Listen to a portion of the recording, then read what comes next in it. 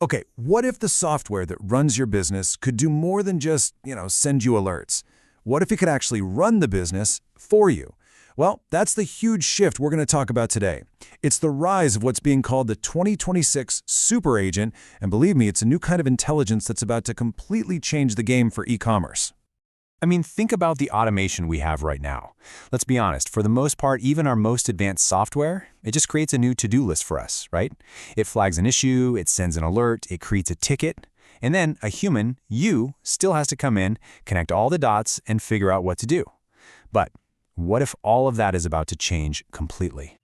And this is exactly where we move beyond just a simple alert. We're entering what's called the era of the Agentic framework. And what is that? Well, it's a system that's designed not just to notify you of a problem, but to actually act on it, to execute a solution.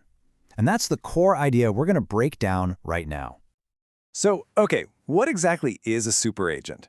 Well, you can think of it as an AI ecosystem that's built to do one thing really, really well: break down silos. You know, those walls between different departments. It connects the customer experience on the front end directly to all the operational stuff on the back end. And it does this not just to spot problems, but to fix them on its own, all across the business. All right, let's make this real. Enough with the theory. Our first example is going to be the supply chain. This is where the agent really becomes an operations expert, dealing with the messy, complex, real-world flow of actual physical stuff. And I just love this analogy from the source material. They call it a digital control tower. And think about that for a second. It's not just a dashboard with a bunch of flashing red lights. No, it's the air traffic controller in the tower making decisions in real time. It doesn't just see a storm brewing on the radar. It actively reroutes the planes to avoid it. So just look at the logic flow here. The agent isn't just reacting to a news headline about a port strike. No, it's plugged directly into the logistics APIs. It's monitoring the situation in real time, calculating the exact impact on your inventory, and then this is the crazy part. It makes a critical business decision all on its own. It places a new purchase order to fill the gap. But here's where it gets really mind-blowing. This is what we're calling the agentic edge. The agent doesn't just stop at fixing the supply problem. It understands the implication of that problem for the whole business. It reaches over into a completely different department, marketing, and says, hey, pause the ad spend for that product because we won't have it in stock for a while. That connection between logistics and marketing, that's the absolute game changer. Okay, so let's move on to our next example, and you'll see how these capabilities start to stack up. We're leaving the world of logistics and jumping into the super fast-paced world of digital ads. And here, the agent stops being just an operator and becomes a creative tactician. I mean, just look at the speed of this workflow. A human team could take days to do what this agent does in hours. It spots a trending topic on social media, instantly generates like 10 different ad variations, launches them across Meta and Google, and this is the critical part. It starts killing the ads that aren't working within 2 hours. It's operating at a speed and a scale that is just, it's not humanly possible. And here's the financial genius behind all of this. Instead of a human manager just setting a big daily budget and kind of hoping for the best, the agent uses what are called micro budgets. It just dips a toe in the water, spending tiny amounts of money, like $10 at a time. And it only scales up the ads that are proven to work, dollar by dollar, based on real-time data that's only seconds old. It is the absolute ultimate in marketing efficiency. All right, for our final pillar, the agent takes on what is maybe its most sophisticated role yet: protecting the company's money. It literally becomes a guardian of the bottom line, making these really nuanced judgment calls about risk and reward.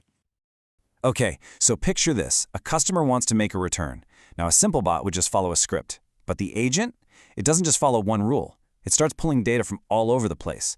Is this a super loyal customer who spent thousands with us? Or is this someone who returns like 90% of what they buy? It even checks the resale market. Can we easily sell this item again, or is it a total loss? See? It's building a complete 360-degree picture before it does anything. And what you get are two totally different outcomes, all based on that data. For that high-value, loyal customer, the agent optimizes for goodwill. It issues an immediate refund and says, hey, don't worry about sending it back, just keep the item, because it calculated that's actually cheaper than paying for return shipping. But for that high-risk, frequent returner, it adds a bit of friction.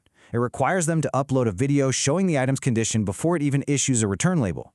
This isn't some rigid one-size-fits-all policy. It's a dynamic financial judgment call, and it's made in milliseconds.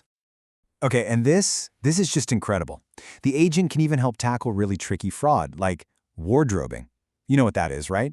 It's where someone buys an outfit, wears it out once for their Instagram photo, and then tries to return it. The agent can actually notice a public social media post where that user mentions the brand, connect it to the timing of the return, and flag the activity as suspicious. It's using public, unstructured data from the internet to protect the business. That is next level. So let's pull all of this together. We've seen the agent act as an operations expert, a creative marketer, and a financial guardian. Now let's really zoom out and understand the true scale of this change. This is what we're calling the agentic leap. First, let's just quickly baseline ourselves with where we are today, right now in 2024. We have standard automation. And look, it's helpful for sure, but it's fundamentally passive. It tells us things, but it doesn't actually do things for us. And honestly, the most powerful way to see this leap is to just look at the verbs, the action words. In 2024, our automation is passive. For inventory, it notifies you that stock is low. For marketing, it sends an abandoned cart email. For support, it follows a strict chatbot script. Now look at 2026. The agentic AI is active. It doesn't just notify you about stock, it orders more stock and reroutes logistics. It doesn't just send a canned email, it rewrites the ad creative and changes the bid. And it doesn't just follow a script, it negotiates a partial refund to keep the customer happy. That right there, that is the leap. So if there's one thing to take away from all this, it's this. This isn't just a slightly better version of automation. We're not talking about a simple upgrade. This is a whole new class of operations. It's a fundamentally new way of running a business, where these autonomous agents are the ones executing complex tasks across every department, creating an operation that's more responsive and efficient than anything we've seen before. And all of this leads us to one final, really big question. When these agents are executing all the tactics, rerouting the shipments, optimizing the ads, handling the returns, what is the new job of the human? What's your new job? What is the role of the manager, the strategist, when the software is doing the doing? Honestly, figuring that out is the question that's going to define the next decade of work.